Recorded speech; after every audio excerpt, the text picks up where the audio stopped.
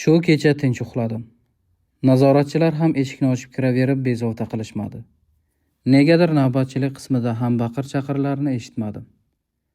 Badanimdagi yaralar hali bitib ulgurmagan bo'lsa-da, deyarli og'rimas. Faqat qo'r-qo'r yo'tal tutganda ichaklarim buralib azob berardi. Kunni qop-qora, siqsa suv chiqadigan non va sovuq suv, ichida brekda piyoz, qoraygan sabzi bo'laklarigina suzib yurgan sho'rva bilan o'tkazgan bo'lsam ham, kayfiyatim kechagiga nisbatan bir muncha yaxshi edi. Shom mahaliga borib, darchadan tashqariga qaradim. Uzun simga nimadir osilgan, sim esa nuqul silkinardi. Menga javob kelganga o'xshaydi. O'yladim ichimda. Qani, olib ko'raychi. Kravat ostiga berkitilgan tayoqcha yordamida simga osilgan xatni oldim va shosha-pisha ochdim. Xatda kechqurun soat 10 da falon kamerada vor zakon huzurida bo'lishing shart. Nazoratchi kuzatib boradi deb yozilgandi.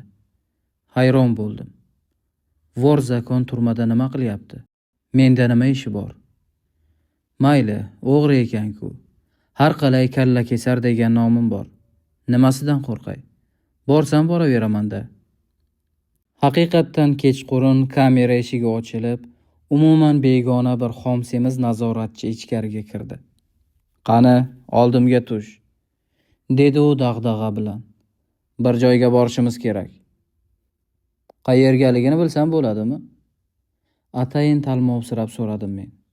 Tergovgami? Borganingda bilasan, mishqi. Battar o'dag'ayladi u. Yur degandan keyin yuravermaysanmi? Men masxaromiz jilmaygancha tashqariga yo'l oldim. Bu yerga kelganimdan beri faqat turmaning bir qisminigina ko'rgan ekanman. Biz oldinma-ketin deyarli turmaning yarmini aylanib chiqib, bir chetdagi kameralarning biri ro'parasida to'xtadik. Sen devorga o'girilib, qo'llaringni orqaga qilib tur, dedi nazoratchi kamera tuynugini taqillatish asnosida. Tuynuk ochilib, kimningdir kalboshi ko'rindi. Olib keldim, dedi nazoratchi unga.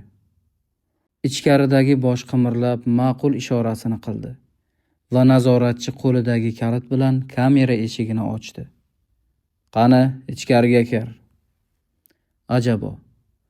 Bu yer agar beton devorlarni, darchayu temir eshikni aytmasa, mo'jazgina kvartirani eslatardi. Chapga kravat qo'yilgan, to'shaklar ustiga oppoq choyshaplar to'shalgan. Bosh tomonda paxmoq bolish, bir burchakda televizor, yonida katta magnitofon. Sal narida esa yumaloq stol. Stol ustiga bir shisha konyak va shokolad qo'yilgan. Qizig'i, kravatlardan birining biqinida joylashgan orom kursida keng yelkali, sochlari ustara bilan qirib tashlangan, nari borsa mendan 2-3 yosh kattaroq rus yigiti o'tirardi. Egnida yangi sport kostyumi kiyib olgan, tepasida boya tuynukdan mo'ralagan kalbosh tik turar. Yigitni nuqul katta sochiq bilan yelpirdi. Yigit meni ko'rgach, nomiga bir-ikki qimirlab qo'ydi-da, nazoratchiga chiq ishorasini qildi. Bu kim o'zi? Xayolimdan kechirdim men turma nazoratchisining qulluq qilgancha tashqariga chiqib ketishidan hayratga tushib. Kalla kesarga o'xshamaydi. Chunki bilagida mendagi kabi suratlar yo'q. Unda nega o'tirgan yerida buyruq beradi? Qana o'tir. Xayolimni bo'lib menga ro'paradagi kursini ko'rsatdi u. Namuncha bo'shashmasang, o'tirsangchi tezroq. Men kursiga cho'kdim. Xo'sh, ishlar qalay, yigit? So'radi meni mensimaygina boshdan oyoq kuzatarkan. Yomon emas, javob qildim xotirjam ohangda. Shunaqa degan. Yigit kalboshga ma'noli qarab qo'yib o'rnidan turdi. Nima ish qilib qo'yganingni bilasanmi? Hech bir ish qilganim yo'q, dedim uni tushunmay. Hamma qatori jazoni o'tayapman. Yo'q, sovuq tirjaydi yigit.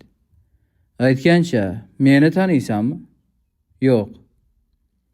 Kel, tanishaylik unda. Roma. Xo'jayin, qulog'im sizda. Kalbosh shosha-pisha qo'lidagi sochiqni kravatga tashlab qarshimizda hozir bo'ldi. Bu hali meni tanimas ekan, dedi yigit. Nima qilamiz? Tanitamiz-da, xo'jayin. Kalbosh meni kaltaklash niyatida qo'lini ko'tardi. O'zingni bos, Roma. Uni qaytardi yigit. Baribir bunga kuching yetmaydi. Xo'sh, isming nima? Murod. Meniki Saveliy.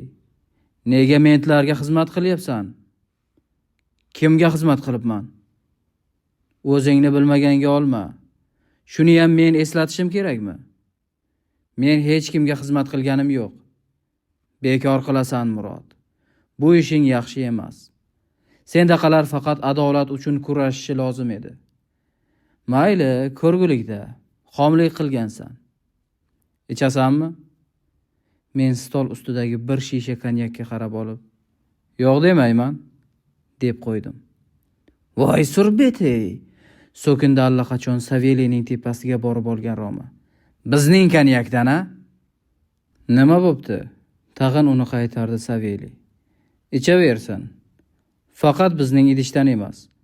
Hov, ana u yerda dumalab yotgan kosaga quyib ber. Ol kosani itdan tarqagan. Baqirdi Roma turgan yerida. Olmasamchi? Nima? Roma xizlanib men tomon otildi. To'xta.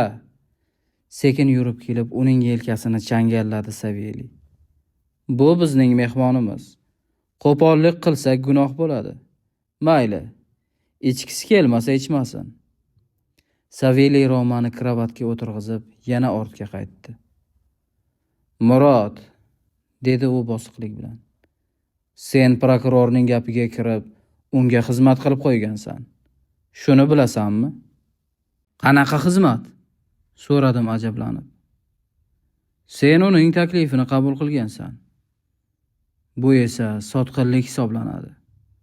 Turma qonunlarini bilmaysanmi nima balo? Juda yaxshi bilaman. Xo'sh, sotqinlarga qanday jazo tayinlanishini ham bilasanmi? Men hech kimga sotqinlik qilganim yo'q.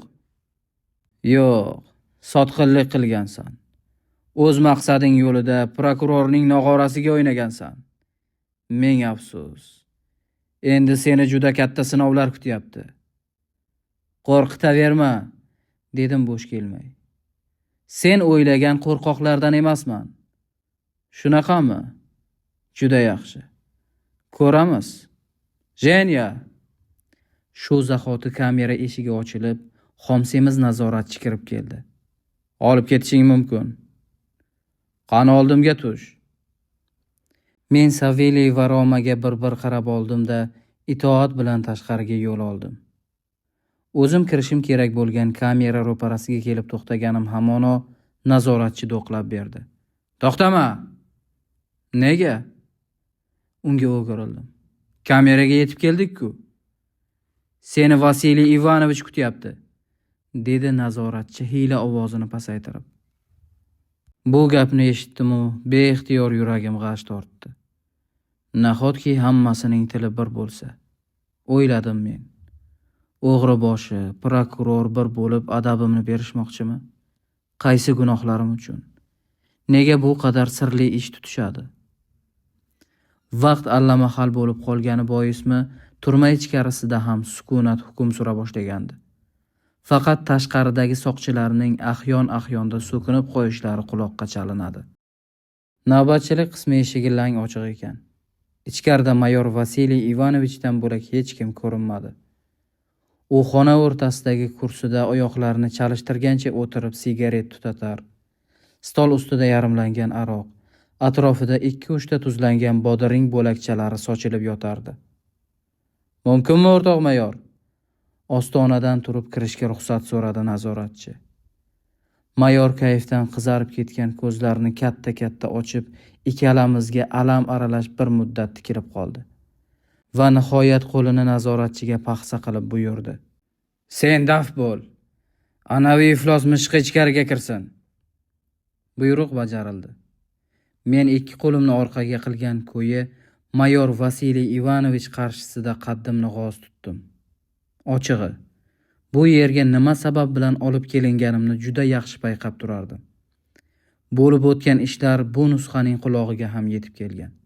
Aks holda, to'xta. O'g'riboshi Saveliy bilan buning qanday yaqinligi bor? Axir meni o'shaning oldidan to'g'ri bu yerga olib kelishdi-ku. Mayor birpas menga nafrat nigohlarini tikib jim qoldi. So'ngra qo'lidagi aroq to'la stakanni polga urdi. Stakan chil-chil sinib har tarafga sochilib ketdi. Iflos!